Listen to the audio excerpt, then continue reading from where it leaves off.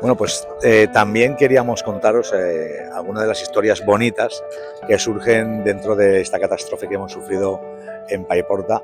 Y bueno, en este caso quiero dejaros ahora con Raúl para que él mismo os cuente en representación de la Policía Foral Navarra, que bueno, los tenemos por aquí desplegados.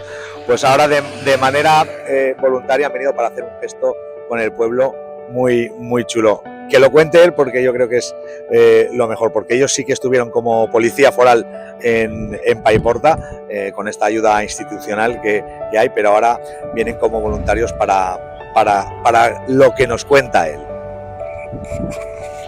Sí, mira, la idea surgió a través de todo el grupo de policía foral que hemos estado aquí, que han sido 120 agentes a través de 6 relevos diferentes durante casi un mes. Y todos los que querían venir y no han podido venir, pero cuando nos marchamos, cuando se terminó la ayuda institucional, al final nosotros queríamos tener un gesto con la gente.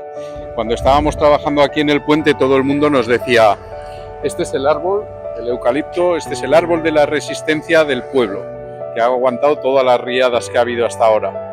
Y a nosotros se nos ocurrió una idea que era decir, tenemos que hacer un gesto bonito y que eso empiece a ser el árbol no de la resistencia, sino lo de la reconstrucción. Y queríamos venir, limpiarlo, eso es lo que hemos hecho. Faltan cosas, gracias a la ayuda de Óscar también se ha gestionado un poco diferentes recursos.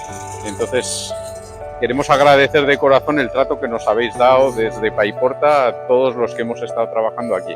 Es impresionante que con lo que habéis pasado, con lo que habéis sufrido, y que la gente esté más preocupada porque nosotros nos sintamos bien, y queríamos devolver eso. Un detalle, un gesto bonito en agradecimiento a vuestro cariño y para demostrar nuestro cariño a vosotros.